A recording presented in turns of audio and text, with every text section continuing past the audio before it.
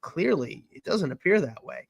The only other qualifications that are required to be a senator here in the United States are you have to be no less than 30 years old. You must be a U.S. citizen for 9 years or more. And the third requirement is that you have to be an inhabitant of the state they represent. The last requirement expressly applies that the candidate, when elected, while the first two don't. I guess so. I guess that's interesting. A little interesting thing, but the Senate candidate must meet the inhabitancy requirement at the time of their election. I know that she's being appointed and not elected, but are they going to use some legal BS loophole to try and slide this woman in who should not be a representative? Yes. I mean, I think that's what they're doing. That's exactly what they're doing. And the Senate has an opportunity to reject the appointment that Gavin Newsom has made. Will they do it? It's Democrat controlled, so I'm not holding my breath.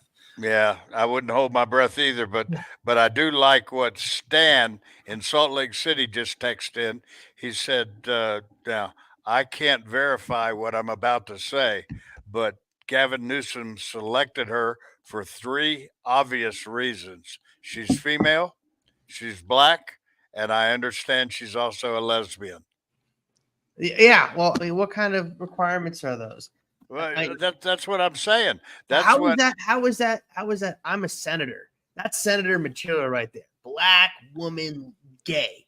There you go. That's all you need. How about someone who understands, how our government works? How about someone who has a passion for, trying to make life better for everybody, and instead of just, oh, here's an insert color, gender and sexual preference. I mean, this is that whole woke EDI, social equity inclusion BS.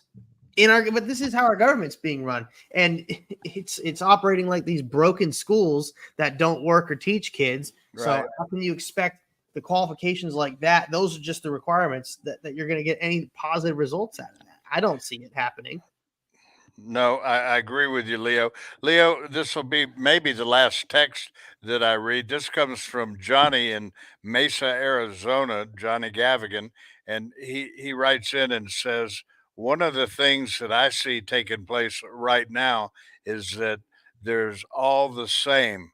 The Democrats are going to win again because the Republicans are having a battle against themselves, not even a battle against the Democrats. Wow. That's so Johnny Gavigan's a little upset, Leo. Well, I mean, yeah, when the Republicans fight amongst themselves, it's not a very good look. And I understand why it's happening, because everybody on the Republican side has got to, I'm the one with the biggest, I'm the guy who has to be in charge. It's ridiculous how this is all happening. And I'm not a fan of it. And the problem is that we don't have strong candidates that are showing up to run, and we don't have control of the GOP itself at a state level.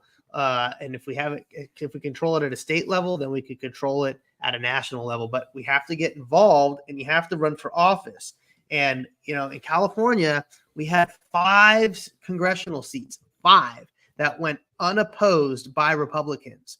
And the fact that happens is that if we don't have Republican candidates running for those seats at all, you don't even get those votes inside of your own state's GOP. And if you have, and when you run for an office like that, you get a bunch of votes. I think you get maybe 10, if I'm not mistaken, something like that.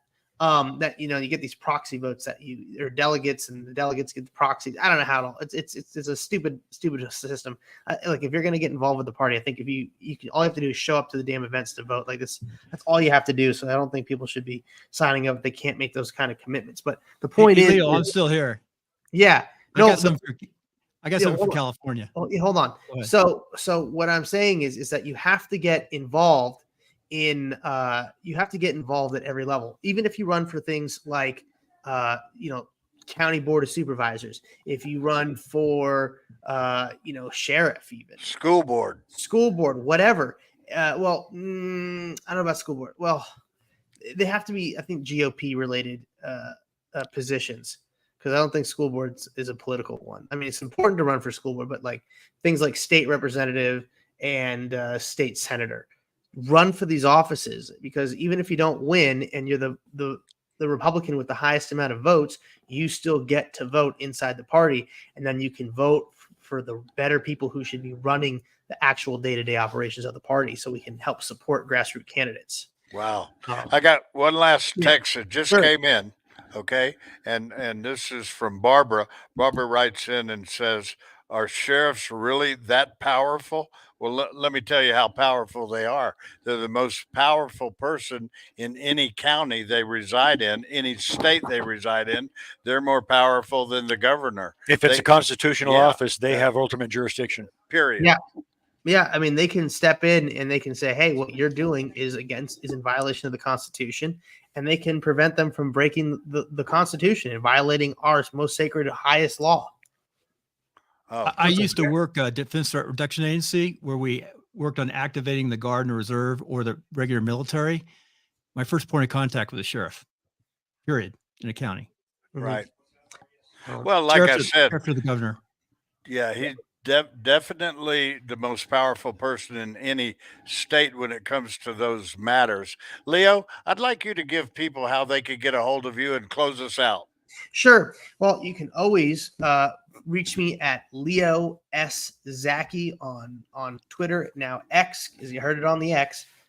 And also you can do that on Instagram as well. Those are probably the two easiest ways to get a hold of me.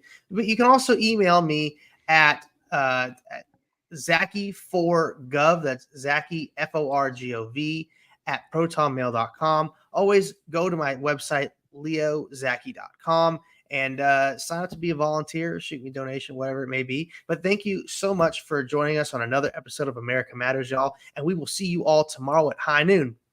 High noon it is. And Bill Conrad, thanks for joining us as well. This Thank you, Bill. has been Good life. America Matters with Bill Conrad joining Leo Zaki, Chatham Lawson, and yours truly, Eddie Floyd. And like Leo said, we'll see everybody tomorrow at high noon for another open mic Thursday. We'll be right back.